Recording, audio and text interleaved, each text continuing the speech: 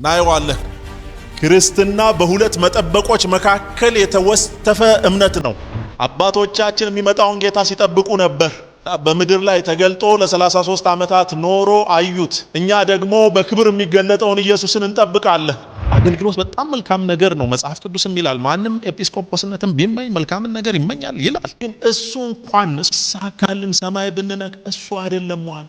ሰዎች እሱ ነው የገባቸው እና ምን ሆኑ? መጻተኞች እንዲሆኑ ታመኑ።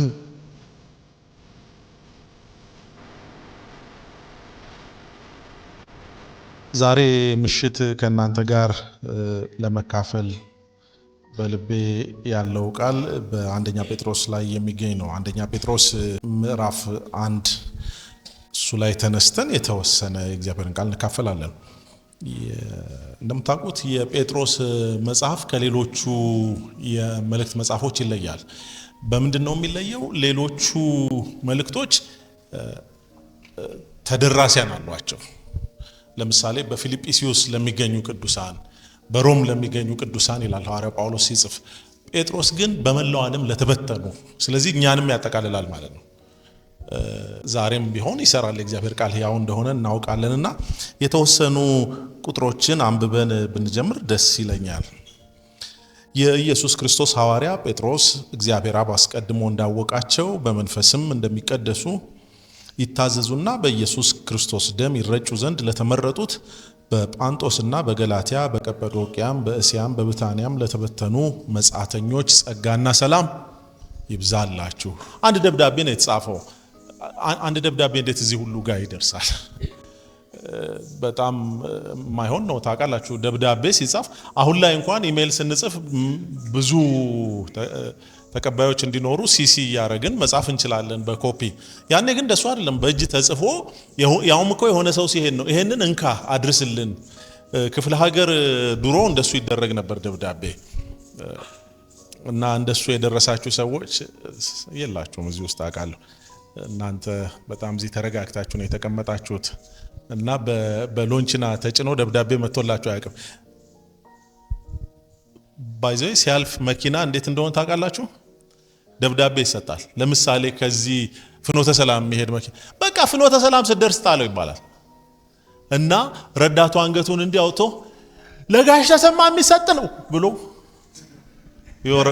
የሚገርሙ ይደርሳቸዋል ጋሽ ተሰማ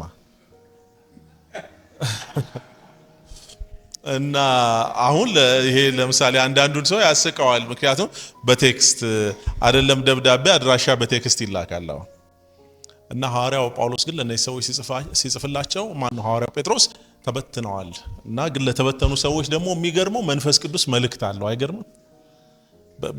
የተለያየ ቦታ ላሉ ሰዎች አንዱ ይሄን ክፍል ሳጠና በጣም ኢምፕረስ ያደረገኝ እሱ ነው። በቃ ጌታ አይስትም አልኩኝ። የትም ብትሆኑ ከጌታ የተላከ ቀጥታ እና ዛሬ ምሽት እሱን እንካፈላለን። አጭር ጸሎት አድርገን እንጀምር። ጌታ ሆይ እንደምትወደን እናውቃለን። በየዕለቱ ለኛ የምታሳየው ርህራሄ፣ በየዕለቱ የሚዘረጉልን የቸርነት እጆችህ፣ በየቀኑ ከክፉ የሚከልለን ጥበቃ የመውደድህ ማሳያ ነው። እናመሰግናለን። እግዚአብሔር ሆይ በወደድከን ልክ እንድንወድህ ጸጋ አብዛል።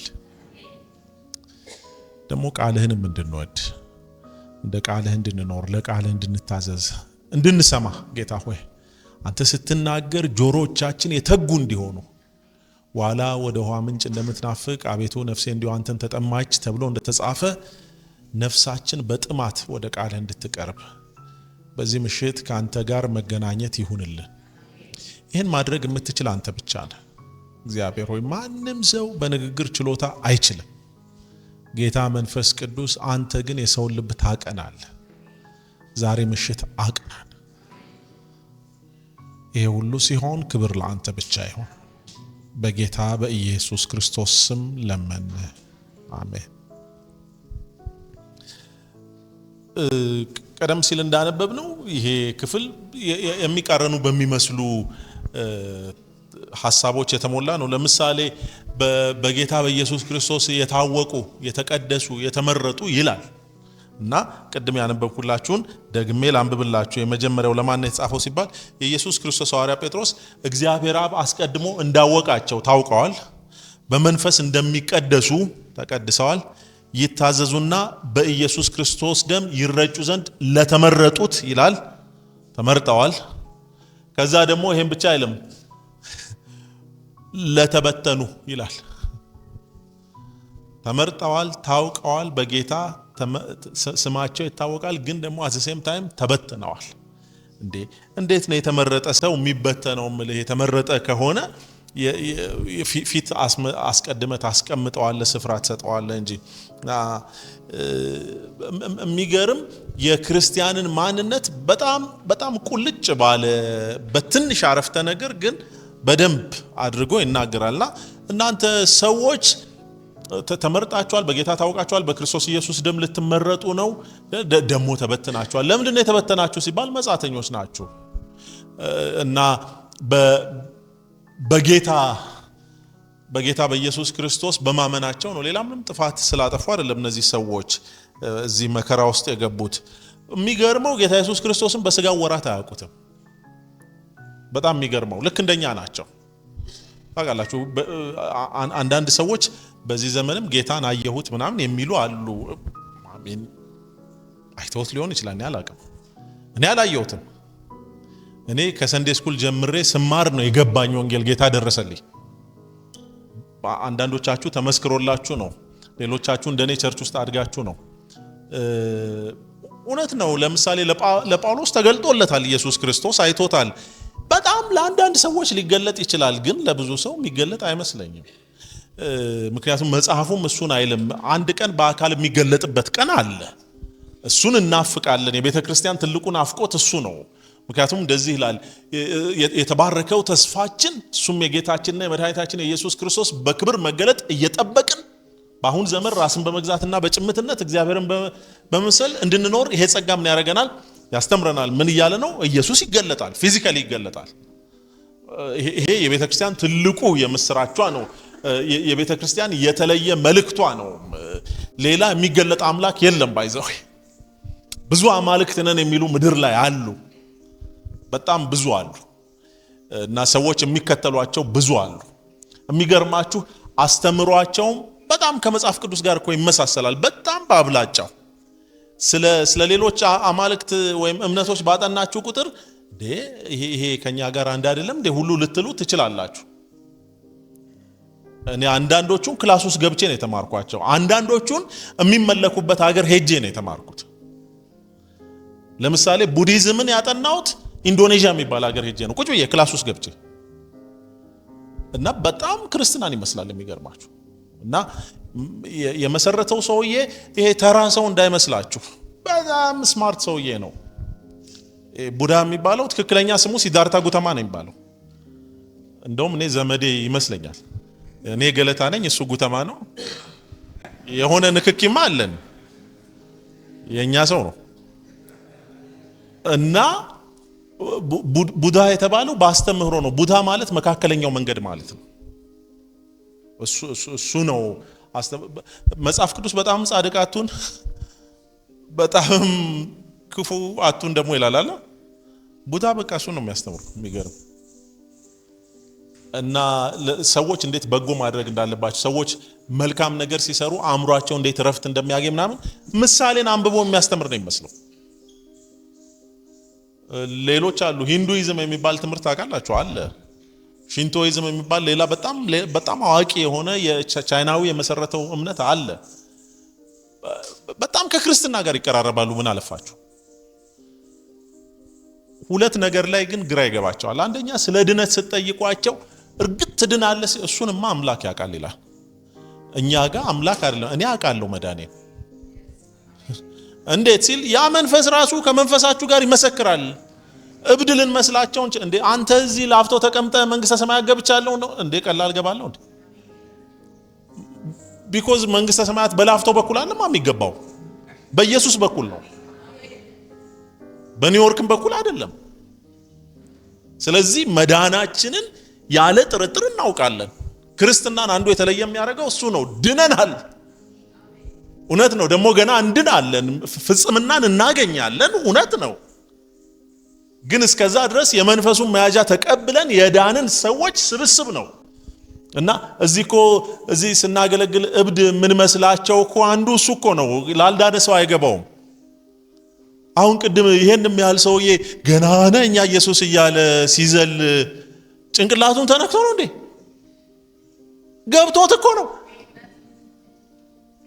እና ክርስትና እሱ የተለየ ያረጋዋል። የትኛውም እምነት እርግጠኛ ሆኖ ድነሃል አይልም። እሱ ያቅልሃል ይላል። የኛ አምላክ አንተ ታውቃለህ ይላል። የመዳንን ወንጌል ተቀብላችሁ። ሌላው ሁለተኛ የኛ በጣም ደስ የሚለኝ ሁሉ ቀን በሰብከው የማይሰለቸኝ ምንድነው ካላችሁ የኛ ጌታ ከሌሎች አማልክት ይለያል። በምን መሰላችሁ የሚለየው? አሁን በጣም ልባችሁን እንዲህ አርጋችሁ ስሙኝ። አንዳቸውም ድጋሚ እመጣለሁ አላሉ። ኢየሱስ ግን በክብር ይመጣል።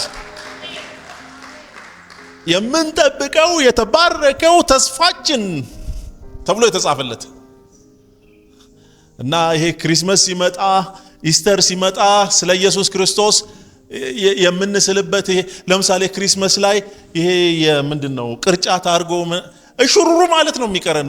እንደሱ ወጣቶች አላችሁ እንዳታረጉ። በቃ ኢየሱስ ሕፃን አይደለም ነበር በአንድ ወቅት ለኛ ሲል ነው ሕፃን የሆነው። እና ምንድነው እንዴ በአባቱ ቀኝ በክብር ያለ ጌታ ነው። ማንም ሊጠጋው በማይችል ብርሃን ውስጥ የተቀመጠ ተብሎ ነው የተጻፈው። በኢስተር ላይ የሆነ እንጨት እንዲህ ብሎ የሚሄደው ሰውዬ አይደለም ኢየሱስ። እሱ አይደለም ኢየሱስ። የቀሬናው ስምዖን አይደለም። የዛሬ 2000 ዓመት ይዞ ነበር።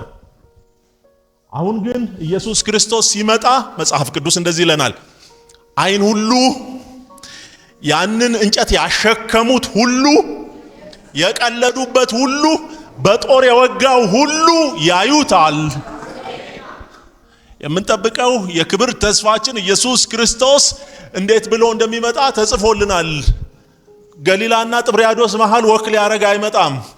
በአምባ ላይ ፈረስ ተቀምጦ በመላእክት አለቆች ድምጽ ታጅቦ በጭኖቹ ላይ የጌታዎች ሁሉ ጌታ የነገስታት ሁሉ ንጉስ የሚል ተጽፎ አይን ሁሉ የወጉትም ሁሉ ያዩት የክብር ንጉስ ኢየሱስ በክብር ይመጣል።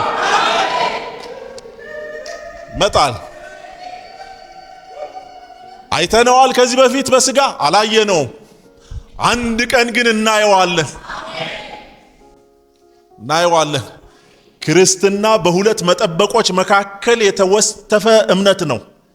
አባቶቻችን የሚመጣውን ጌታ ሲጠብቁ ነበር እና በምድር ላይ ተገልጦ ለ33 ዓመታት ኖሮ አዩት። እኛ ደግሞ በክብር የሚገለጠውን ኢየሱስን እንጠብቃለን።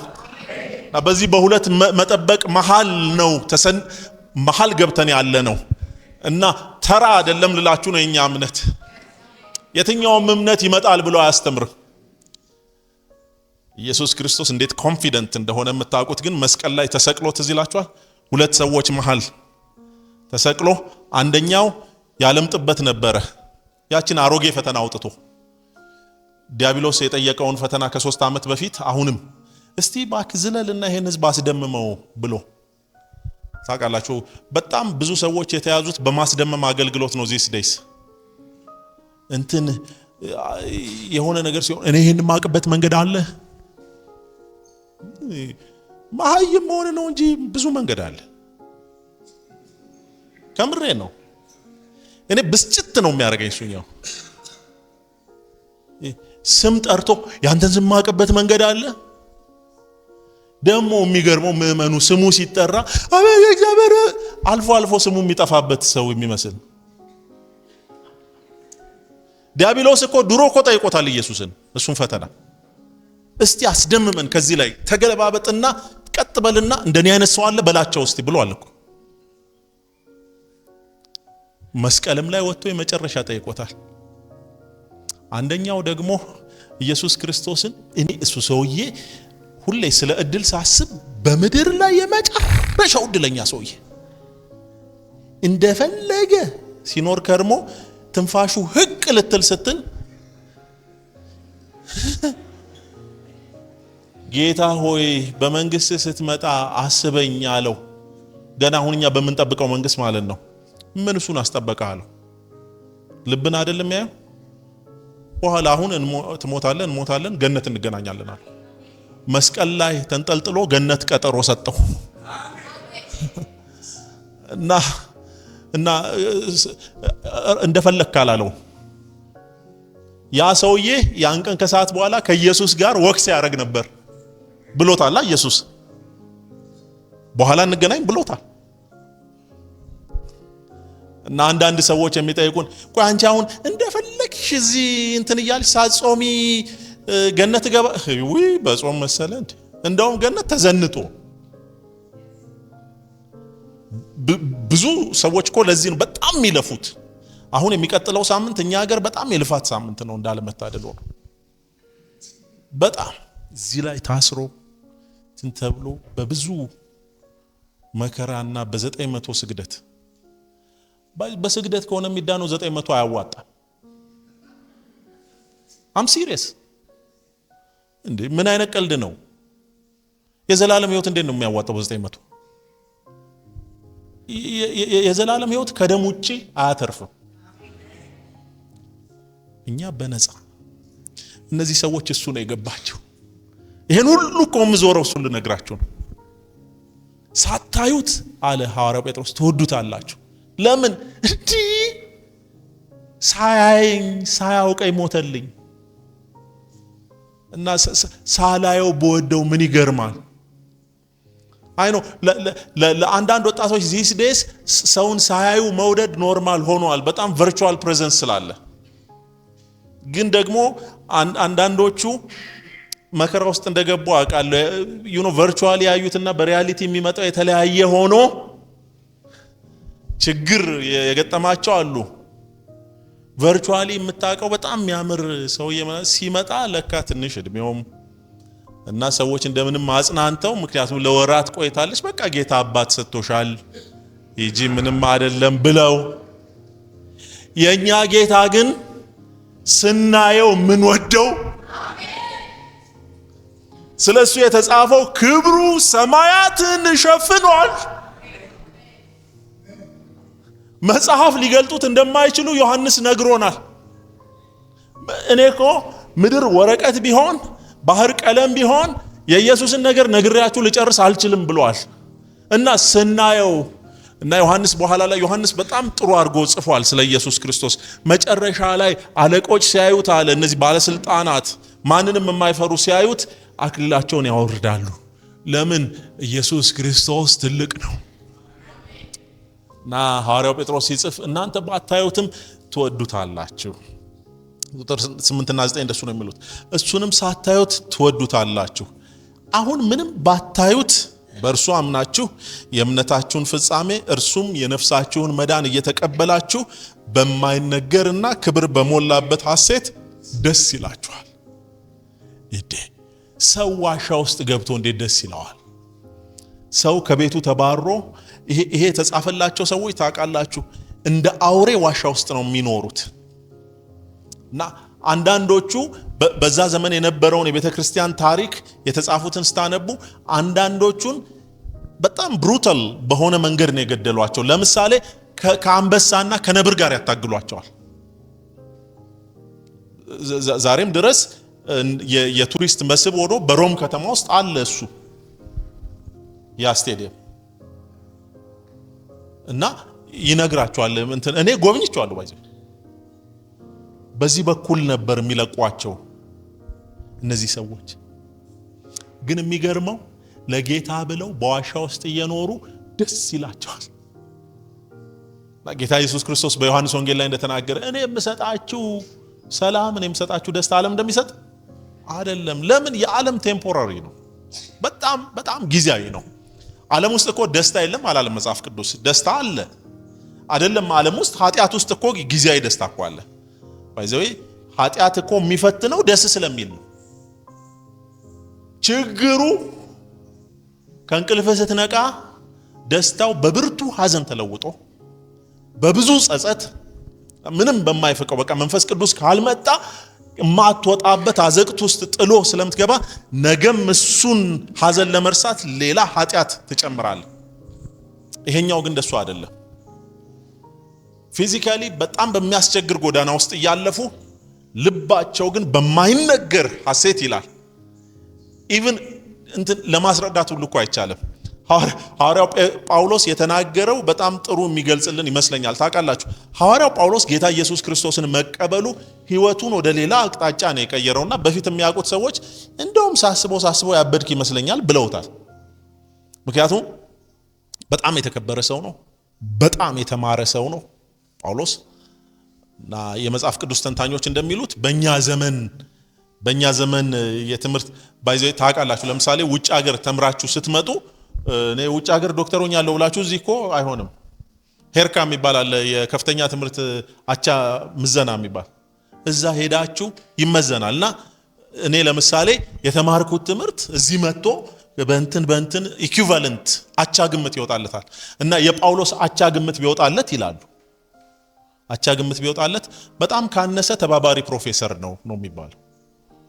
ተራሱ አይደለም ልላችሁ ነው። ጳውሎስ ፕሮፌሰሩን ድንኳን ምን አሰፋው? ፕሮፌሰሩ ቤት ኪራይ የሚከፍለው አጥቶ የፊልጵስዩስ ቤተክርስቲያን እስኪያዋጡለት ድረስ አንዳንድ ጊዜ እንደሚደረገው ቤተክርስቲያን ተቆሞ እንግዲህ ወንድማችን ጳውሎስን ታውቃላችሁ ትዝ ይላችኋል እሱ ነው የመሰረተው ጳውሎስ እንትን ነው አሁን ቤት ኪራይ አጥቷል ወገኖች እና ፕሮግራም የሚመራው ሰውዬ አውቃለሁ እኮ እናንተም ተቸግራችኋል እና ያ አንዳንድ ማኪያቶ ትተን ማኪያቶ ነበር እንደሱ ትተን በቃ ለወንድማችን ለጳውሎስ እናዋጣ ተብሎ እስኪዋጣለት ድረስ ሆኖ እንዴት እንዲሆነ ነው ጥያቄው። እኛ እኮ የሆነ ደረጃ ጋር እንደ እንዴ ለጌታ ብዬ ከዚህ በላይማ ብላችሁ አታቆም እናንተ ጨዋዎች ናችሁ እንደሱ እንላለን እኮ እንዴ በዛ አሁንስ በዛ እኔ ጌታ ልቤን እንጂ እጄን የሰበረው መሰላቸው እንዴ ሄጄ የፈለኩትን አልሰራም እንዴ ምና እንላለን። ጳውሎስ ለምን እንደሱ ሆነ ጉዳዩ እንዴት በዚህ ደረጃ ሊፈዝ ቻለ? ንጉሱ እንዳለው አንተ እኮ አለው ብዙ ትምህርት ወደ አእምሮ ይነካልና ያንተ ችግር እሱ ነው። አሁን ይሄ ኢየሱስ የምትለው ጎረምሳ ምን ሆኖ ነው እንትን አእምሮ ተነክቶ ነው እንጂ ሲል አንድ ቀን አወጣው። ማአት ቀን ብዙ አመት እንደዚህ ሲሉት ቆይተው 14 አመት ቆይቶ እኔ ፈዝጄ አይደለም ከፈለክ እኮ ሮማይ ነኝ ከፈለክ በዕብራይስጥ እናገራለሁ ከፈለክ በግሪክኛ እናገራለሁ ከፈለክ በላቲን እናገራለሁ ከፈለክ በአራማይክ የሚባል ቋንቋ በሱ እናገራለሁ በፈለከው አስተምርሃለሁ ሃይማኖት ብትጠይቅ እኔ በጣም ሃይማኖተኛ ነኝ እና ምን ሆነ ነው አየሁታ 14 አመት ሆነኝ እኮ ካየሁት አይገርም አይቶት 14 አመት ዝም እኔ በሆን ብዬ አሰብኩ። እያንዳንዱ ጉባኤ ላይ ነው የምናገረው። አሁን ራሱ እዚህ መጥቼ ታውቃላችሁ ሰምታችኋል ጌታን ያየው እኔ ነኝ ክብሩን ጌታ ይውሰድ ግን አይቼዋለሁ የነገረኝን ነው ምነግራችሁ ብዬ አስቦክቼ ነው የምናገረው። እኛ እኮ ምንም ሳናይ ድምጽ ሁሉ እንቀይራለን። ለዚህ ነው እኮ አንዳንድ ሰባኪ እኮ በጣም ያስፈራል። መድረክ ላይ ስንወጣ አሁን በኖርማል በጌታ ሰላም የምንናገርበትን ድምጽ ሃሌሉያ ሄራባሻማ ግማሹ ሰው ሽንቱ ነው የሚመጣበት ጉባኤ ማለት የለም እንደሱ። ኢየሱስ ሄዳችሁ አስፈራሩልኝ ብሎ አላከን። ኢየሱስ ሲገለጥልን በገባን በትንሹ እንኳን ትንሽ ያረጋናልኛ ከቱ እሱ ትልቅ ነው። ጳውሎስ እንደሱ ነው ያለው። አየሁትና ምን አየህ እንዴት ብዬ ልንገራችሁ? እንደሱ ነው ቃል በቃል ያለው። መናገር እኮ አይቻልም ማለት ለኛ ሊገለጥልን ካለው ክብር ጋር ሲነጻጸር ደስታው አይደለም ማለት አሁን የምናየው መከራ ምንም አይደለም። እንትናን ሰየፉት ሲል አረ ተገላገለ። ጳውሎስ እኮ ሰይፈውት አይደለም ታውቃላችሁ። በሰላሙ ቀን ጌታ ሆይ አጠራኝ የሚያለ ሰው እኮ ነው። ጾም ጸሎት ይዞ ማለት ነው። ጌታ ሆይ ብትወስደኝስ ብሎ የጌታ መንፈስ ደግሞ እነዚህን ሰዎች ለማንተ ተብሎ ነው እንዴ እነሱም አሉ እንዴ የቀረውት ለእናንተ ብዬ ነው። እኛ በተቃራኒ ሙጭጭ አትሞችም ይልሻል ጉባኤ ላይ ትሞቻለሽ። ምንም ሐቁ እሱ ነው። እግዚአብሔር ይመስገን ጌታ ኢየሱስ ካልመጣ እንሰበሰባለን። አዎ ይሄ በጣም አሪፍ ጉባኤ ነው። አሜናል። በእውነት ደግሞ እቺ ዓለም ዲዘርቭ አታረግም። ምን ትሰራለህ? በቃ እዚህ እንዲህ ብለህ ተንጋ ጥንቅቅ በሰላም እና እኛ እኮ በጣም መልእክታችን እኮ መጽሐፍ ቅዱስ አይኮ አይደለም። አንዳንዱ እኔ ጌታ አይፈውስም ምናምን አይደለም፣ ይገባቸዋል። እሱኛው አይደለም ግን the way we respond በቃ አትሞችም በህይወት ትኖራለህ እንዴት እንደምንጮህ። አንዳንዱ ሰው ኖረ ምን ታረጋለህ? መጠየቅ ሁላችንም ገለታ እዚህ ቆይተ ምንድነው ጥቅም? ዝም ብለህ ስራ ከሰኞ እስከ ዓርብ ገብተህ በወር መጨረሻ ደሞዝ ወጣ አልወጣ ብለህ የልጆች ትምህርት ቤት ከፍለህ የቤት ኪራይ ከፍለህ ከዛ መተከዝ ብሩ ያልቃላ። ከዛ ደግሞ ሌላ ወር መጠበቅ ከዛ እንዴ ይሄ ኑሮ ነው እንዴ? ቢያንስ እኮ እዛ በጉ ብርሃኗ ነው የተባለ ከተማ ኪራይ የማንከፍልበት ቤት አለ። እንደው ሌላው ሁሉ ይቅር። እነዚህ ሰዎች ጌታን ሳያዩት ለምን ወደዱት ከተባለ በቃ የሆነ ነገር ነክቷቸዋል። አላያችሁትም አለ ጴጥሮስ፣ አላያችሁትም ግን ትወዱታላችሁ። ያውም እኮ በማይነገር ደስታ ልክ ጳውሎስ እንዳለው እንዴት ብዬ ላስረዳችሁ ልገልጥላችሁ አልችልም አለ። ሊገለጥልን ያለውን ክብር የታየው ኧረ እኔ እኮ 14 ዓመት የለጎመኝ እኮ ክብሩ ነው። በየጉባኤው ያልተናገርኩት እንዳልኳችሁ ነው። ቱስ ባለ ቁጥር እኔ 14 አላ አይልም። እኛ የምንታወቀው የሆነች ነገር ተውት። እሱን አንድ መጽሐፍ እኮ ስንጽፍ በየጉባኤው እናስናግራለን። ወንድማችን ገለታ እንትን የሚባል መጽሐፍ ታውቁታላችሁ። እና እኔም መጥቼ እሱን መጽሐፍ በጻፍኩ ጊዜ ሪሰርች ኢየሱስን የሚያህል ጌታ አይቶ እነዚህ ሰዎች በአካል አላዩትም፣ መንፈሱ ግን አግኝቷቸዋል እና ለመነገር የማይችል ሐሴት ውስጥ ገብተዋል። እና ታዲያ ጴጥሮስ ምንድነው የሚላቸው? በሁለት ነገር ተወጥረዋል። ምንድነው የወጣ? አንዱ ይሄ ሳያዩት የሚወዱት ጌታ ነው፣ ፍቅር ይዟቸዋል በቃ። ሁለተኛው በየዕለቱ የሚያዩት መከራ ነው። በሁለቱ መሃል ገብተዋል እና ይናፍቁታል ይሄን ጌታ፣ ገብቷቸዋል።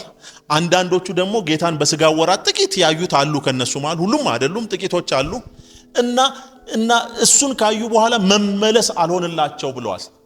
ባይዘው ለኛ የተገለጠልን ኢየሱስ ርካሽ እንዳይመስላችሁ። የዕብራውያን ጸሐፊ የጻፈው ላንብብላችሁ፣ እሱ በደንብ ይገልጥልናል። ዕብራውያን ምዕራፍ 11 እነዚህ ሁሉ አምነው ሞቱ። ስለ እምነት አርበኞች አለም ይጽፈው ዕብራውያን 11 ከ13 ከ16 ያለውን ነው ማነብላችሁ። እነዚህ ሁሉ አምነው ሞቱ። እንዴት ሆነው ሞቱ? የተሰጣቸውን የተስፋ ቃል አላገኙም። ዳሩ ግን ከሩቅ ሆነው አዩትና ተሳለሙት። ምን በርቀት ኢየሱስን አዩት። እንዴት አድርገው እንዳዩት አላውቅም። ግን ጌታ ኢየሱስ ክርስቶስ ራሱ ሲናገር አብርሃም አብርሃም ሲሉት እንዴ እናንተ ምን ሆናችሁ ነው? አብርሃም እኮ ቀኔን ላይ ይመኝ ነበር የሚለውን እኮ ነው የሚነግረን የዕብራውያን ጸሐፊ። በርቀት ወይኔ ኢየሱስን አግኝቼ ለመጣ ቢመጣ ከርቀት አዩትና ተሳለሙት። እና ምን አረጋቸው ነው ጉዳዩ? እሺ ከርቀት አዩት። አይ እሱን ካዩ በኋላ አንድ ነገር ተቀየረ። በምድሪቱም እንግዶችና መጻተኞች እንዲሆኑ ታመኑ። ጌታን ሲያዩ ይሄኛው በቃ ከንቱ ሆነባቸው፣ ምንም ሆነባቸው። እንዲህ የሚሉት ለእነርሱ የሚሆነውን አገር እንዲፈልጉ ያመለክታሉና ያን የወጡበትን አገር አስበው ቢሆኑ ሊመለሱ ጊዜ በሆነላቸው ነበረ። አሁን ግን የሚበልጠውን እሱም ሰማያዊ አገር ይናፍቃሉ። ስለዚህ እግዚአብሔር አምላካቸው ተብሎ ሊጠራ በእነሱ አያፍርም። ለምን? ከተማን አዘጋጅቶላቸዋል። እነዚህ የብሉይ ኪዳን ሰዎች በርቀት ሆነው ኢየሱስ ክርስቶስን ያዩት እንዴት ብዬ እኔ ራሴ ላስረዳችሁ? አንዳንዱ ነገር ከኢማጂኔሽን እኮ ውጪ ነው። ታውቃላችሁ፣ ለምሳሌ ኢትዮጵያ አንዱ በጣም የምንኮራው እኛ መኪናን መጀመሪያ ያስገባ ነው ሚኒሊክ መኪናን አስገብተው ሁሌ የምንኮራበት እኮ ታሪክ ነው አይደል? ሚኒሊክ መኪና ነርተው ማለት ነው ከፈረንሳይ ሀገር ነው ከምናምን ተጭኖ በስንት መከራ ነው አዲስ አበባ የደረሰው። ክሬን ያለ እንዳይመስላችሁ፣ ይኸው የሀገር ወዛደር ነው ተሸክሞ ከባቡር ላይ ያወረደው የሚኒሊክ መኪናዋ እኮ በሰዓት 40 ኪሎ ሜትር ነው የምትሄደው። የሚኒሊክ መኪና አሁን እኮ በነፃ ብትሰጥ አታዋጣም። እንደ ኃይሌ ገብረስላሴ እኮ ይቀድማታል። ግን በቃ መኪና ተብሎ እንትኖች ተቀምጠው ስልክ ምሳቸው ናቸው ያስገቡት። እዚህ ይላችኋል ሰይጣን ቤት ታውቃላችኋል። ስልክ ቤት ስለነበረ እኮ ሰው ብቻውን እኮ እንዲህ ይዞ ሲያወራ እኮ ነው ሰይጣን ቤት የተባለው። አሁን ስልክ እንደዛ በቃ የመጨረሻ እንዴት ሆኖ በገመድ ልኬልሃለውና ተብሎ ባይዘዌ ሚኒሊክ ስልክ ሲያወሩ ስልክ አወሩኮ ተብሎ ለመስማት ሰው ይሰበሰብ ነበርኩ። ሚኒሊክን እኮ አይሰማቸውም። አወሩ እንዴ አወሩ እቤት ሄዶ ነው በዛው ነበርኩ እኮ ምን አረ እንዴ አወሩ አሉ። ሚኒሊክ ይሄን ቢያዩ ምን ይውጣቸዋል? ማለት ዋየርለስ ቴክኖሎጂ ቢያዩ እኔ እኮ እንደው አሁን ይሄ ለኛ ነው ደግሞ ታውቃላችኋል። አሁን በጣም አፓራተስ ለስ የሆነ እና ኢምቤድድ የሚሆን እየገባ ነው።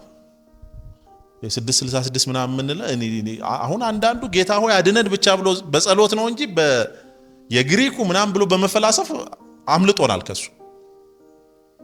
ግን አንዳንድ የሴኩሪቲ ሰዎች እኮ እንደዚህ ይሄን እኮ ይዘው አይሄዱ። አንድ እዚህ ጋር ነው ያላቸው ምናምን ነው የሚሉት። አሁን በሚኒሊክ ዘመን ይሄኛውን ብታየው ማን ይገባዋል? አብርሃም እኮ በዛ ዘመን ኢየሱስ እንደሱ ነው ያየው። እዛ ሩቅ አየና ከኖሩስ እዛ ነው አለ። ባይዘው አብርሃም ምን እንደሆነ ታውቃላችሁ? እሱን ካየ በኋላ ቤት መስራት አስጠላው። መጽሐፍ ቅዱስ እንደሱ ነው የሚለው። አብርሃም ቤት አልሰራም ታውቃለህ። በጣም ባለጠጋ ሰው ነው። አብርሃም ቢኖር እንዴት ያፍርብን? እኛ እኮ ከጌታ ጋር የሚያስታርቀንም የሚያጣላንም ቤት ነው ታውቃላችሁ አይደል? ጌታ ሆይ ለኔ አንድ ቤት አጣ፣ ጌታ ሆይ እንደው አስከሬኔ ከኪራይ ቤት ይውጣ። ምን ቸገረ? ከፈለገበት ቢወጣ ሰው ካልደከመው። ከምሬ እኮ ነው። ድል ያለ ምስጋና በሬ የምንጥለው እኮ ቤት። የአዲስ አበባ ሰዎችማ ችግር አለባችሁ እኮ በኢየሱስ ቤት ላይ።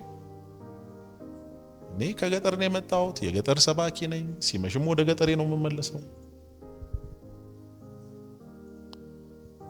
ደስ አላችሁ እንደሱ ስል። አብርሃም አገር መግዛት የሚችል ሰው አክቹአሊ መግዛት እኮ ያስፈልገው። እግዚአብሔር አንድ ቀን ቁም አለ። እሺ ቆምኩ ጌታ፣ አይንን አንሳና እስከምትችለው አየ። በዚህ በአራቱም አቅጣጫ አየኸው ያንተ ነው አለ። የኔ ተንደርድሮ ቤቴኔቱ ጋር ልስራ አላለም። ድንኳን ልጆቹንም አስተማራቸው። መጽሐፍ ቅዱስ እንደሱ ነው የሚሉት። አብረውት ከሚወርሱ ከይስሐቅና ከያዕቆብ ጋር እንደ መጻተኛ በድንኳን ተቀምጦ አለፈ። አብርሃም በስሙ የነበረው ካርታ ምንድነው ካላችሁ፣ ለሚስቱ የገዛው የመቃብር ስፍራ። ሌላ ምንም የለው። ለምን ነው ጉዳዩ? አየዋ እግዚአብሔር ከተማን አዘጋጅቶላቸዋል። ስለዚህ አምላካቸው ተብሎ ሊጠራ አያፍር። ስትጠጓቸው ምድር አይሸቱ። እግዚአብሔር በሱ ይባርከን በእውነት። እና ለነሱ መጻተኛ መባል ላይፍ ስታይል ነው ታውቃላችሁ። ይሄ እንደውም ለኢትዮጵያን አይ ቲንክ በዚህ ዘመን በየቀኑ መሰበክ ያለብን ይመስለኛል። ቢኮዝ እኛ በጣም መሬተኛ ሆነናል። ለዚህ እኮ ነው እንትን የኔ ክልላችን ምናችን የምንለው። ሰው በዚህ ዘመን በክልል ምክንያት ይጣላል። ለእንትንም እኮ አይመችም ብላ አንድ ስታይል ያለው ጠብ እንጣላ እንጂ ከምር እኮ ነው። እኔን አትመስልም የኛ ዘመድ አይደለም ብለህ ትጣላለህ ከሰው ጋር። አሁን እኮ እንደሱ ነው የሆነው። መጽሐፍ ሲናገር ምንም ይዘን አልመጣንም፣ ምንም ይዘን አንሄድም እና በጣም ተራና ምስኪን ሰዎች ነው። አትሊስት ቤተክርስቲያን ውስጥ ያለ እሺ የደጆቹን ተዋቸው። ቤተክርስቲያን ውስጥ ያለን እኛ ሁሌ የዴታ በተነሳ ቁጥር ወንጌል አማኞች 30 ባይዘዌ እኛ የምንሰጠው መረጃ ቢደመርኮ ከኢትዮጵያ ቁጥር ሁሉ እንበልጣለን። ይሄንን ኤዲት አድርጋ ያወጣው በኋላ ከምሬ እኮ ነው የምላችሁ። እኔ 65 ሚሊዮን ደርሰናል የሚል ሰምቻለሁ አንድ ስብሰባ ላይ ስበክ ተብዬ ተጠርቼ። እኛ እንኳን አልደረስን 65 ሚሊዮን በዚህ ማንነታችን። እሺ ምን አመጣን? ቢያንስ እኛ የተለየን አንሆንም። ቢያንስ ጉዳዩ እኮ እሱ ነው። አብርሃም እነዚህ የጴጥሮስ የጻፈላቸው ሰዎች ጥቂት ናቸው እኮ በቁጥር እኮ በፐርሰንት ውስጥ የማይገቡ። ግን አንድ ነገር ነው፣ እነሱ ሰዎች የሚወዱት ጌታ እንዳላቸው እንጂ የሚታወቀው የሚወዱት ቤት እንዳላቸው አይታወቅም። የላቸውም ቤት። ባይዘው ታሪክ ስታነቡ በጣም ያሳዝናል ላይፋቸው።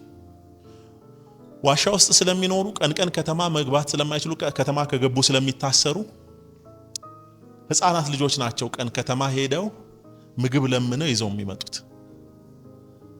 ግን ሲያመልኩ እሱን ሳታውቁት ትወዱታላችሁ፣ ምንም ባታዩት በሱ አምናችሁ በማይነገር ደስታ ደስ ይላችኋልና ያን ፍርፋሪ እየበሉ ጌታን ግን አለቅጥ ያመሰግናሉ። አብርሃምም እኮ እንደሱ ነው የሆነው። ምንም እኮ የተለየ ነገር አላረገም። የራሱ የሆነ ቤት ሳይኖረው ያንተ ምድር በተባለ ቦታ ሰዎች ቤት እኮ አይደለም የሰሩት፣ ከተማ ሲገነቡ እያየ አብርሃም ድንኳን ውስጥ ይኖራል። ለምን ድንኳን ሰራው አልሰራው እኔ ያየሁትን ከየት ላመጣው ነው? ትልቅ ነገር ስታዩ ታውቃላችሁ፣ እንደሱ ነው የምትሆኑት። እና አብርሃም ጌታ ኢየሱስን አየው፣ እግዚአብሔር ያዘጋጀውን ከተማ አየ። ጳውሎስ እንደሱ ባይዘው ውሸት እንዳልሆነ የምታውቁት እኮ በየጊዜው የሚመጡ ሰዎች እኮ ያዩታል። አሁን እኛ የሚያስፈልገን ምን እንደሆነ ታውቃላችሁ?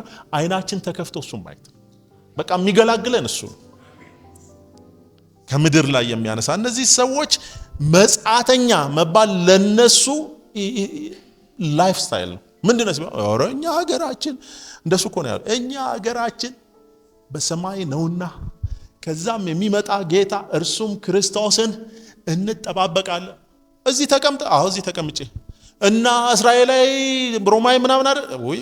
ጳውሎስ በጣም ሲጎተጉቱት ነው ሮማይነቱ ትዝ ያለው። ባይዘው አብርሃም አባታችን ነው ካልን፣ ጌታ ነክቶናል ካልን ልንሆን የሚገባው እሱ ነው። እኛ አገራችን በየት ነው? በሰማይ። እስቲ በሰማይ በሉ፣ አትሞቱ። አገራችን በሰማይ። ጌታ ኢየሱስ ክርስቶስ እንደሱ ነው ያለው። እንዴ ጥለህል ልትሄድ ነው እንዴ? ትዝ ይላችኋል ዮሐንስ ወንጌል ምዕራፍ 14 የት ነው የምሄደው? በአባቴ ዘንድ ብዙ መኖሪያ አለ፣ ባይሆን ኖሮ ስፍራን አዘጋጅላችሁ ዘንድ እሄዳለሁ እላችሁ ነበር። ግን ኦልሬዲ ተዘጋጅቷል። እናስ ጊዜው ሲደርስ እኔ ባለሁበት በዚያ እንድትኖሩ ደግሞ ልወስዳችሁ እመጣለሁ እያላቸው እኮ ያለው በስምህ ቤት ይጠብቀሃል። እዚህ ኮንዶሚኒየም ላይ ደርሰኝ ይችላል። ኢንፋክት እኔ አልደረሰኝም። እዛ ግን ቤት አለኝ። ጌታ ኢየሱስ ያዘጋጀው፣ እግዚአብሔር አብ ያዘጋጀው፣ መንፈስ ቅዱስ በልቤ ላይ አትሞ እርግጠኛ ያደረገኝ ቤት አለን። እና ጌታን ስናይ አንዱ የሚያሳርፈን ነገር እሱ ነው። በዚህ ዘመን የሚያስፈልገን መጻተኛ መሆን አለብን። ይሄ በጣም ምድር ላይ የተቸከልነው ነገር መነቀል አለበት። ያለበለዚያ ክርስትና ፌክ ነው። ሁሉን ነገር ከምድር ጋር አያይዘን ኢንፋክት ነገር ያበላሸነው መድረክ ላይ የምንቆም ሰዎች ነን። መድረክ ላይ ገና ስንቆም እግዚአብሔር ይባርካል ይባርካል፣ እውነት ነው። ግን እሱ በረከቱ ላይ የምናወራው ስለ ገንዘብ ስለ ምናምን ነው። እና ምን ይጠበስ ገንዘብ አገኘና እሱንም እኮ ማስተማር አለብን።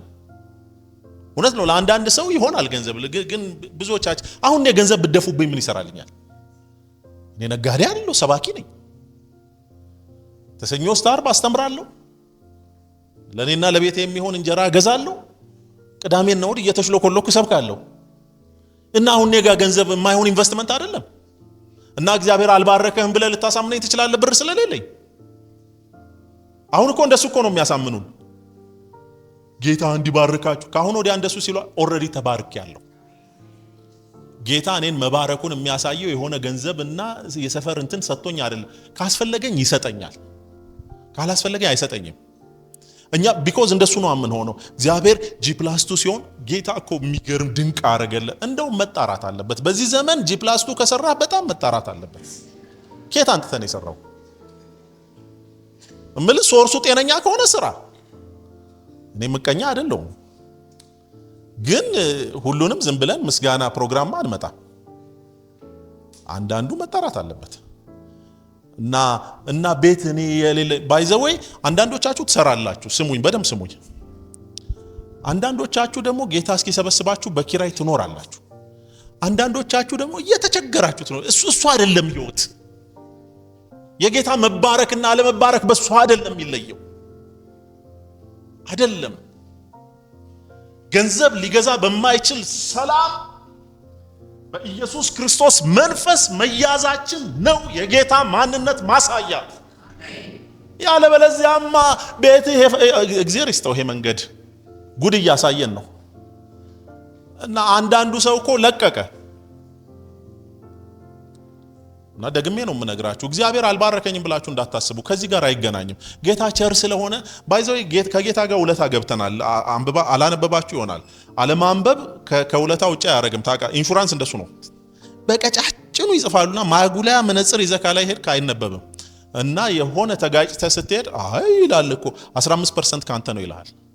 መቼ አላችሁ? ማንበብ ያንተ ድርሻ ነው።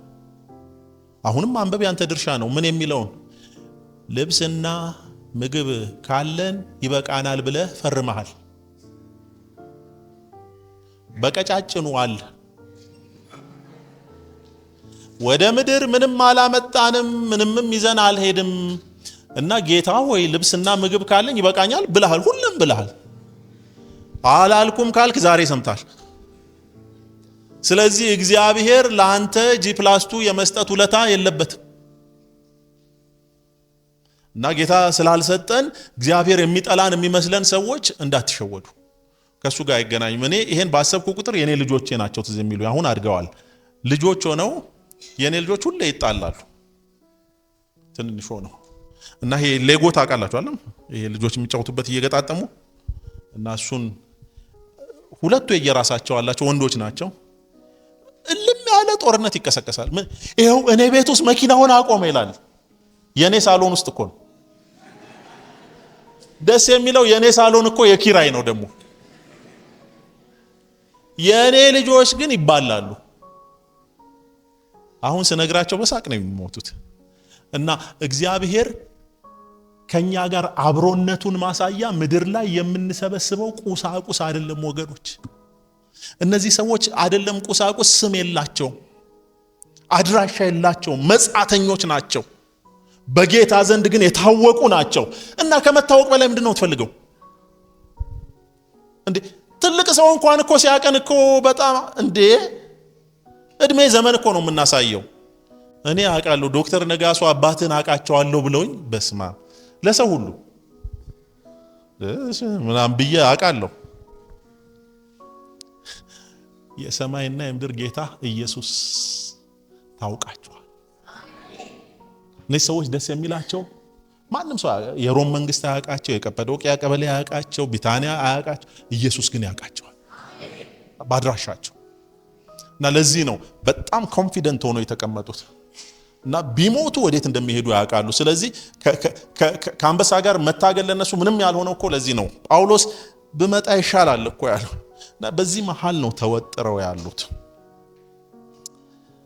ዛሬ አንዱ የምተውላችሁ ነገር እሱ ዓለም ምስቅልቅል ብላለች እና እግዚአብሔር ይመስገን እየተመሰቃቀለች ትቀጥላለች። ባይዞ የሚስተካከል የመሰላችሁ ሰዎች አትስተካከሉ። ይህን ስነግራችሁ ከልቤ ሐዘን ይሰማኛል። እኔ ወንድማችሁ በደንብ እንድትሰሙኝ ሙያዬን ከትዕቢት ዝቅ ከትህትና ከፍ ብዬ ነግራችኋለሁ። የግጭት ትንተና ባለሙያ ነኝ። ፒኤችዲ በግጭት ትንተና ነው። እና ዓለም ወዴት ነው የምትሄደው ካላችሁ እየዘቀጠች። ደስ የሚለው በሚዘቅጥ ዓለም ላይ ማንሳፈፍ የሚችል ጌታ እኛ ቤት አለ። እኛ ቤት አለ። እነዚህ ሰዎች እሱ ነው በቃ አሁን የያዛቸው ይሄ ነው እንጂ እኮ እንኳን ልትዘምር እረ ወገኖች ጸልዩልኝ ያለሁበት they didn't mind it ምንም ጉዳያቸው አልነበር። ሰው ሲያያቸው በጣም ደስተኞች ናቸው። በጣም ለምን አረ ያቀናል ጌታ ያቀናል። አንዳንድ ሰው እኮ ምንም ባያረግላችሁ መታወቁ እኮ አሁን ለኛ ሀገርማ ይሄ በጣም ሚኒንግፉል ነው ታውቃላችሁ። የሆነ ቦታ ሰው ካላወቃችሁ ምንም አባከና የሚላችሁ የለም። ከዛ ለዚህ እኮ ነው የሚፈለገው የእህታችሁ ባል ጓደኛ የታናሽ እህቱ ባል ወንድም ተፈልጎ ክፍለ ከተማ ጉዳይ ለማስጨረስ ክፍለ ከተማ ጉዳይ ባይጨርስልን አብርሃም ባያውቀን ያዕቆብም ባያስተውለን አንተ አባታችን እሱን ነው የኖሮ የነበረው። the first lesson እግዚአብሔር ያውቀናል።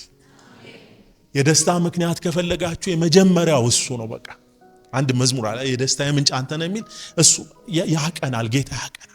እና እነዚህ ሰዎች በስደት ውስጥ እያሉ ምሳሌ የሆነ ኑሮ መኖር የጀመሩት ይሄንን ነው። ባይዘወይ እኔ ይሄን ክፍል ሳጠና አንዱ ጴጥሮስ እንደ ጨከነባቸው ይላል ምዕራፍ 4 ላይ አሁን ተቸግራችኋል ምን አለን ግን አታካብዱ በቃ ሰው ላይ ከደረሰ የበለጠ አልደረሰባችሁ። ጴጥሮስ እንዴ አንተ ከቤቱ የተፈናቀለን ሰው ሚስቱ የተገደለችበት ልጆቹን የተነጠቀ ሰው አታካብድ ትሏለህ እንዴ? እና መቼ ነው ማካብደውሽ? በቃ አናካብድም መቼም። ምዕራፍ 4 ላይ እንደሱ ይላችኋል በሰው ላይ ከደረሰው የተለየ ነገር እንደደረሰባት አርጋችሁ እንደ ልዩ ነገር አትቁጠሩ። በዚህ ዘመን ቢሆን አሁን ባልኳችሁ ነው አቦ አታካብድ በቃ ምንም አንተ ብቻ አይደለም እኔም እንትን አይደል እሱም እኔ ወንድሜን አይደል የሰቀሉብኝ ባለፈው ያዕቆብን አንገቱን ቆርጠው አይደል የገደሉት እና አካብጃለሁ እንዴ? አታካብድ በቃ። እና አንቺ ምንድነው የምታካብጂው? እኔ ስራ እንትን ወጣው ምናምን ብለሽ በቃ ውጫ እና ምን ይፈጠራል? በቃ አንቺ ብቻ ነሽ እንዴ ከስራ ወጣሽው? ደግሞ ሰምተሽኛል ሱቁ በጣም እኮ ብዙ ነገር እንደመጣብን እኛም እናባብል አይዞ ምንም አይዞ የለም። በቃ የገባንበት ህይወት ይሄ ነው። አንድ ተስፋ ሰጥቶናል። የማይናወጥ ሰላም ከኔ መከተል ከናንተ ተብለን የተጠራነው። ባይዘው ሰላም የሚያስፈልገው ሰላም ሳይኖር ሲቀር እንጂ በሰላሙ ቀን ሰላም አያስፈልግም ታውቃላችሁ። እና እኔ ጌታ ኢየሱስ ክርስቶስ ምድር ላይ በነበረ ጊዜ ታውቃላችሁ በጣም አስቸጋሪ ጊዜ ላይ ነው ብቅ የሚለው እንጂ ሌላውን ቀን አሁን እነ ጴጥሮስ እንደውም ትዝ ይላችኋል አንድ ቀን አሳ ያጠመዱ ኢየሱስ ክርስቶስ አሳ አላችሁ እንዴ ሲላቸው አረ የለም እስቲ በቀኝ በኩል አረ እኔ አሁን ውሃ ለኔ ነው እንዴ የምነግረኝ እንደሱ አላለውም ግን ተመሳሳይ ነገር ኢየሱስን እኮ አረ ሌሊቱን ሙሉ ስንለፋ ግድ የለህም ጣለው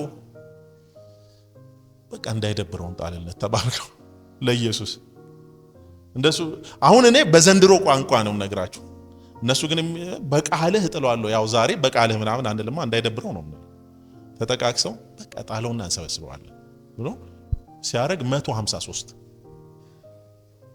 ለጴጥሮስ ግን ያን ቀን እነሱ ኢየሱስን የሚፈልጉበት ቀን አልነበረም እሱ ተገልጦ ተአምር ሰራ ኢየሱስን የሚፈልጉበት ቀን ግን ነበረ መርከቢቱ በጣም ጀልባዋ ስትናወጥ የሞቱ ሲመስላቸው ያ ክብር ሁሉ ቀረን አረ በእናትህ ተነስ አንተ ትተኛለህ እንዴ ብለው ያን ቀን ኢየሱስ መጣና ሰላም ከኔ ማመን ከናንተ አላቸው ነፋሱን ገሰጸው። ከዚህ በፊት ነግሬያችሁ እንደሆነ አላውቅም። እኔ አንድ ትምህርት ተምሬያለሁ። ኢየሱስ ነፋስኛ ይችላል እና ህይወቴ ላይ ሲነሳ ከልቤ ነው የምላችሁ። አሁን እኮ እኔ በጣም አየር ባየር ምኖር ሰው እንዳልመስላችሁ፣ ግን ጌታ በጣም ረድቶኛል ብዬ አስባለሁ። ሲያስጨንቅ አሁን ባለፈው ባለቤቴ እየጠየቀችኝ ነው፣ ምን ይሻላል? ትናንትም ኖረናል፣ ዛሬም እንኖራለን፣ ነገም እንኖራለን። የምናመልከው አምላክ ለዚህ ነው ሰላም ያለን። ሰላም ስለማይኖረን እኮ ነው ሰላም ያለን። እና ለዚህ ሰዎች እንዴት እንዲህ ሊሆኑ ቻሉ? ጴጥሮስ ደግሞ ያስታውሳቸዋል። ለእናንተ ስለሚነገረው ጸጋ ትንቢትን የተናገሩት ነቢያት ስለዚህ መዳን ተግተው እየፈለጉ መረመሩት። በእነርሱም የነበረ የክርስቶስ መንፈስ ስለ ክርስቶስ መከራ ከእርሱም በኋላ ስለሚመጣው ክብር አስቀድሞ እየመሰከረ በምን ወይም እንዴት ባለ ዘመን እንዳመለከተ ይመረምሩ ነበር። ከዛ ስሙ፣ አሁን በደም ስሙ። ለነሱም ከሰማይ በተላከ በመንፈስ ቅዱስ ወንጌል የሰበኩላችሁ ሰዎች አሁን ባወሩላችሁ ነገር ስለ ጌታ ማለት ነው እናንተን እንጂ ራሳቸው እንዳላገለገሉ ተገለጠላቸው። ምን ማለት? እናንተን እነዚህ ነቢያት እናንተን አዘጋጇችሁ። ለምንድን ነው? ይህንም ነገር እንኳን እነሱ መላእክቱ ላይ ይመኙ ነበርና ምንን? የኢየሱስን መገለጥ። ስጀምር ያልኳችሁ ይሄን ነው። ለኛ የተገለጠው ጌታ እንዳይቀልባችሁ። ተንበርክከ ጌትዬ ባልክ ቁጥር እየመጣ የሚዳብስህ ኢየሱስ ርካሽ ስለሆነ አይደለም፣ ስለሚወድህ ነው እንጂ በመሰረቱ ኢየሱስ ይሄ ቤት አይመጥነውም፣ የኛም ህይወት አይመጥነውም። እና ምንድነው ታዲያ የመጠነው? ፍቅሩ። በቅልክ እኛ እንኳን ከአቅማችን ልጆቻችን ቅጥል ያረጉን እኮ እንደምንወዳቸው እኛ እንኳን ጌታ ምን አለ ይሄን ሲያስተያይ? ቆይ አንተ አላቸው ልጅህ አሳ ቢጠይቅ እባብ ትሰጧለህ? ኧረ በኢየሱስ እባብ ምን ሆነ ነው? እሺ ዳቦ ቢጠይቅ ድንጋይ ምን ሆነሃል ጌታ ሆይ? እናንተ ክፉዎች ስትሆኑ ኢየሱስ ለልጆቻችሁ እንዲካሰባችሁ በሰማይ ያለ አባታችሁም ስለናንተ እና ምን እያልከን ነው ካላችሁኝ፣ ይወደናል። ያውቀናል ብቻ አይደለም ይወደናል። እና ሬስት አሹርድ በጣም እርግጠኛ ሆኑ። በጣም ብዙ ነገሮች ሊለዋወጡ ይችላሉ፣ ደሞም ይለዋወጣሉ። ኢንፋክት ይለዋወጣል። ልጆቻችን ሳይቀር ይለዋወጣሉ። ባይዘዌይ አበሻ የሚሰበረው ለዚህ ስለማይዘጋጅ ነው። ይለዋወጣሉ ልጆች።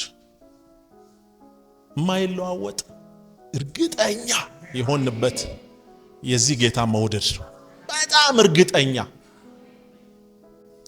ታውቃላችሁ ዓለም ሁሉ ድኖ አንድ ሰው ቢቀር ይመጣ እንደነበር ታውቃለህ? የመውደዱ ጥግ ራሱን ያለው ነው አይደለም። ይሄ ስብከት ማሳመሪያ አይደለም። በምሳሌ ሲናገር አንድ ሰው ነበረ፣ 100 በጎች ነበሩት። እሺ እና በየቀኑ እየሄደ ያበላቸው ይመልሳቸው። ኦኬ አንድ ቀን ሲመጣ ሲቆጥር 99 ናቸው መንገድ ላይ ደርሶ። እናስ እነሱን ተወና የጠፋውን ፍለጋ ሄደ። ያ የጠፋው አንድ በግ አንተ ነበርክ እኮ። የመውደዱ ጥግ እሱ ድረስ ነው። እና ይሄ የገባን ቀን እኔ ባይዘዌይ ብዙ ሰዎችም ነግረውኛል። አንተ ልጅ ከወለድክ በኋላ አገልግሎት ተቀይሯል እንዴ? ቀላል ተቀየረ እንዴ? እኔ የመጀመሪያ ልጃችን ስንወልድ ትንሽ ቆይተን ነው የወለድነው እና ምንም በጊዜ መግባት ጀመርኩ። ኤክስቴንሽን ማስተማር ተውኩ። ምንም አይናገርም እኮ ልጁ። እንደውም ቤት ሲሄድ ጎሽ መጣህ እየተባልኩ ድካም ላይ ድካም። ግን በቃ just to be with that small kid ከዛ ህፃን ጋር ለመሆን እና አንድ ነገር ገባኝ። እኔ ይሄ ልጅ እንዲህ ስወድ እግዚአብሔር አንተ እኮ የክፋት ጥግ ነህ ብሎ እንደሱ ነው አይደል የሚለው? እናንተ ክፎች ስትሆኑ አይደል የሚለው? እግዚአብሔር እኔ እንዲህ ነው የሚወደኝ አልኩኝ። ከምሬ ነው የምላችሁ። ከዛ በኋላ ማን ወንድ ይነቅንቀኝ? ይሄ ጌታ ይወደኛል። አንድ ቀን ምን ሆነ መሰላችሁ? ልጆች የረሳኋቸው ትምህርት ቤት ምን እንደነካኝ አላውቅም። እና እናትየው ደግሞ ሀገር ውስጥ የለችም። ትዝ ሲለኝ አልሄድኩም ትምህርት ቤት እየበረርኩ ከዚህ ደብረ ዘይት ሲሄድ ቁጭ ብለዋል እና ወይኔ ረስቼ እኮ ምናምን ስለው ለጥበቃው ይሄ ትልቁ ልጅ ምንም አልመሰለው my dad is coming ሲለኝ ነበራል እና ልጄ ነገር I told him you would come ነግሬው ነበር እኮ እንደምትመጣ አቅ ነበር አለ። እንዴት ኮንፊደንት ሆኖ ማለት በተወደው ጌታ ከዚህኛው አባት በጣም ይበልጣል። እርግጠኛ ሆኜ ልንገራችሁ የቁርጥ ቀን ላይ ይመጣል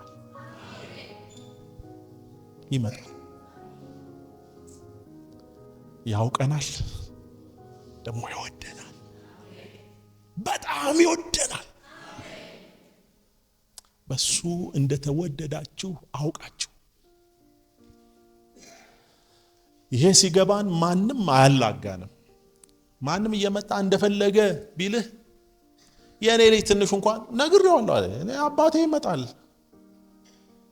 ሌላ ቀን ደግሞ እንደዚህ አድርጓል። ገና ዋና ሳይለምድ ይዤ ለወርውር ስለው ወርውረኛል እና አንድ ሰው እየጠየቀው እንዴ አትፈራም እንዴ ዋና ትችላለህ? አልችልም አባቴ ያለ my dad is there እውነት ነው። እኔ ቆሜ እያለሁ የኔ ልጅ ውሃ ይበላዋል። እኔ እኮ ነኝ አባቴ። ኢየሱስ ቆሞ እያለው ውሃ ይበላሻል።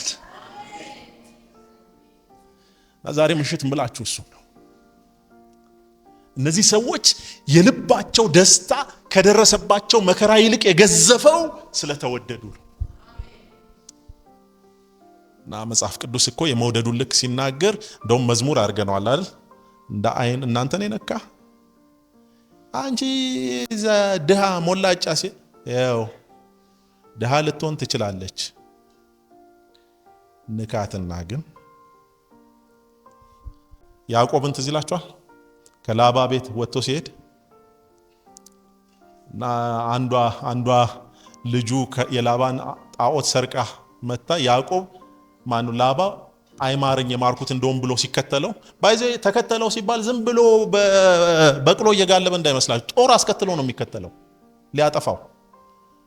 ልክ ሊደርስበት ሲል ሌሊት መጣ። ምን እያረክ ነው አለው እግዚአብሔር። ላባ ማን ነው ያዕቆብ ሰርቆ አልሄደም እና ምልታ ድምጥማጡን ላጠፋው ነው። እንደውም እኔ የበጎቼ ጉዳይ የቆጨኝ ነበር። አሁን ሰበብ አገኘው ሲል ያው ጌታ ደስ ሲል ድምጥማጡን ያው በክፉ ቃል ተናገረውና ድምጥማጡን ነግሬሃለሁ አለውና ሄደ። በነጋታው መጣና ማለት ነበር እሱና የአባቶች አምላክ መጥቶ በእኛ ቋንቋ አስቦክቶኝ ሄደ። ምን አለ?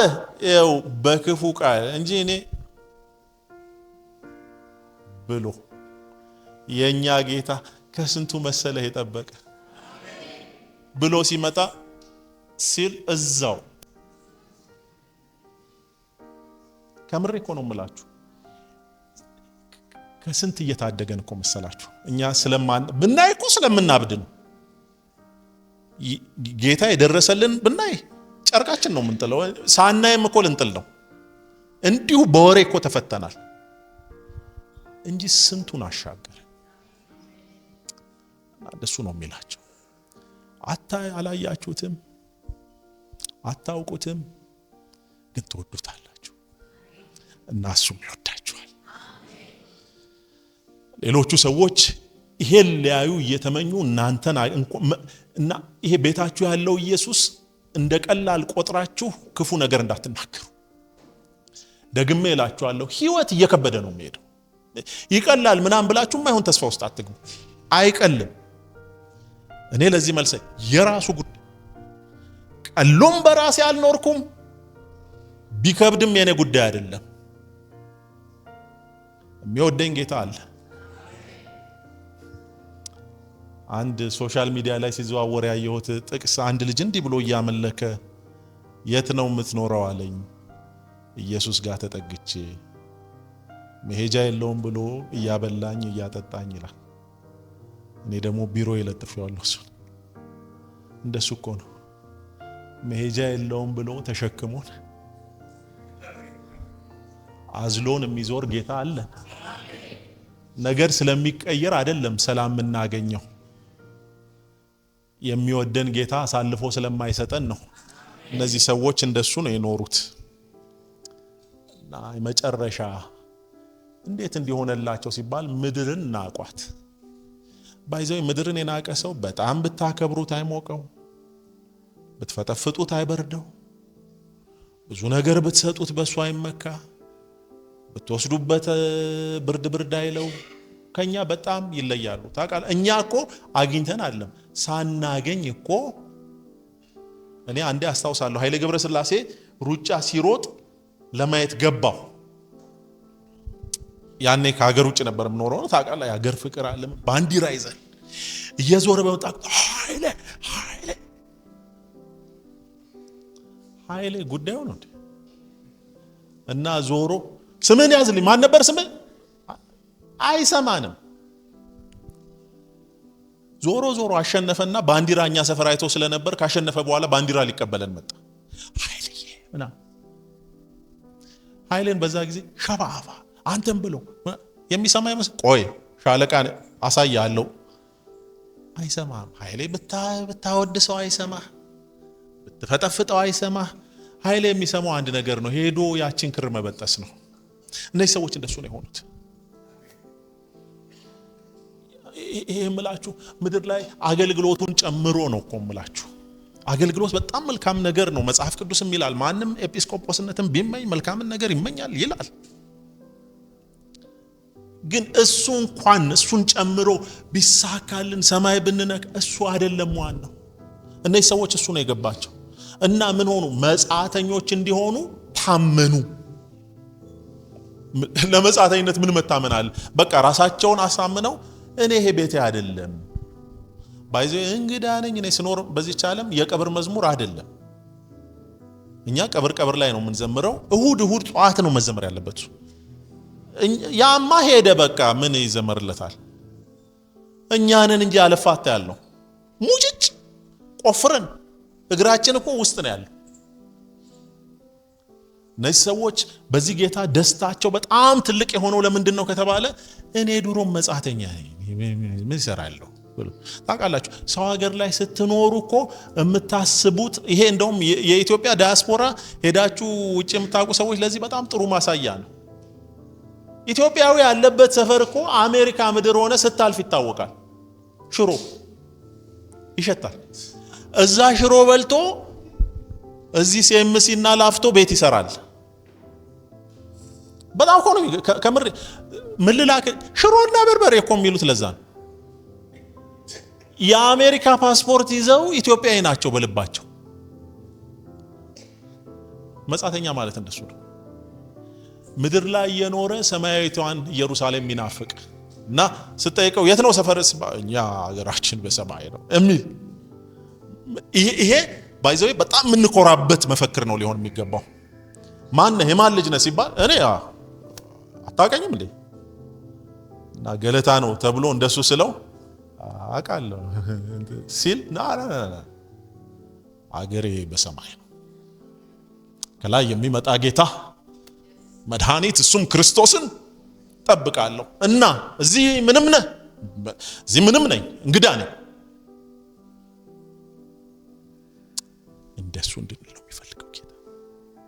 እንደሱ እንድንል ልክ ሐዋርያው ዮሐንስ ማነው መጥምቁ ዮሐንስ እንዳለው ዮሐንስን እኮ ሄደው ማን ነህ አሉት። ታውቃላችሁ ዮሐንስ ያን ሰሞን በጣም አደገኛ ነብይ ሆኖ ነበር እና ገባ። አመጣጣቸው መሲያቸው አይደለም ክርስቶስን መስያቸው። ኦኬ ክርስቶስ ካልሆነ ኤልያስ ነው። ቢኮዝ ክርስቶስ ሲመጣ ከኤልያስ ጋር ነው። አንብበዋል። ኤልያስ ነህ? አረ እኔ አይደለሁም። አይደለም። እሺ በቃ ኢትስ ኦኬ። ነብይ ኮንኬ በቃ ነብይ ነህ? አይደለሁም። ባይዘይ ነው ጌታ ኢየሱስ ክርስቶስ ስለሱ መስክሮለታል። እውነት እውነት እላችኋለሁ ከሴት ከተወለዱት ሁሉ እንደ ዮሐንስ ያለ ከቶ አልተነሳም ተብሎ ነብይ ነው ዮሐንስ። ጸጉሩን የነብይ ቁርጥ አልተቆረጠም እንጂ ታውቃላችሁ አለ በዚህ ዘመን ነብይ ከሆንክ አሁን የኔ ጸጉር አይሆንም ለሱ አይነት እንጂ ዮሐንስ እና ምንድነው ደጋግመው ከዛ በኋላ ተመካከሩና እንዴ ሰውዬ ሊያስበላን ነው እሺ ለላኩን ምን እንበላቸው ተልከን እኮ ነው ብቻችን መስለን እንደ ለላኳቸው እሺ ነግራቸዋለሁ ማን ነህ ያላችሁኝ እኔ ከኔ በፊት ስለነበረው ከኔ በኋላ ስለሚመጣው ከኔ ይልቅ ስለከበረው ስለሱ መመሰክር ድምጽ ነው እና ለምን ታጠምቃለህ ለምን ሸወድከን እኔ ለማጥመቅ መሰላችሁ እንደማጠምቀው እናንተ ማታውቁት በመሐከላችሁ ቆሟል ስለዚህ እኔ እሱ እንዲገለጥ በውሃ ያጠመቅኩ መጣሁ እሱ ሲገለጥስ በመንፈስና በእሳት ያጠምቃችኋል እናንተ ማን ነህ ምንም እኔን ተወት አድርጎኝና እሱን ጠበቅ አድርጉት እኔ ተራ ነኝ መጻተኛ ነኝ ዛሬ አንዱ የዚህ ዓለም ኑሮ ማሸነፊያ ምናልባት ዋነኛው መንገድ የሚመስለኝ እሱ ነው እኛ መጻተኞች ነን ተለይተናል ክርስትናችን በሱ ሊገለጥ ይገባዋል ስለዚህ እግዚአብሔር ከዚህ ምድር ላይ ከተጣበቀ ማንነት ይፍታን እና እኛም ግን ሬዲ ነው ለመፈታት የግድ ነው እነዚህ ሰዎች በዚህ ነበር የታወቁት ስለዚህ ዛሬ ጉዳይን ስጠቀልል እነዚህን ሶስት ነገሮች ደግሜ አስተውሻችሁ መጠቅለል ፈልጋለሁ የመጀመሪያው ጉዳይ ያውቀናል ምንም እንሆን ያውቀናል ሁለተኛ ይወደናል እና ሶስተኛ አዲስ አይደንቲቲ ይፈልጋል ከኛ በጣም ስለተወደድን ሌላውን ነገር በሙሉ እንድንረሳ ይፈልጋል እና እሱ ላይ ጥብቅ እንድንል ታውቃለህ ሰው እናትና አባቱን ይተዋል ከሚስቱም ጋር ይጣበቃል የተባለው እኮ ለምንድን ነው ከተባለ በጣም ስለሚወዳት እኮ እንጂ ሌላ የተለየ እናቱን ስለጠላ አይደለም እናቱን የሚተው ከእናቱ የበለጠ የሚወዳት ሴትዮ ስለመጣች ነው ጌታ ኢየሱስ ክርስቶስ ከዚህ ምድር የተሻለ እንድንወደውና እሱ ላይ ጥብቅ እንድንል ይፈልጋል ጌታ ይርዳ እንጸልይ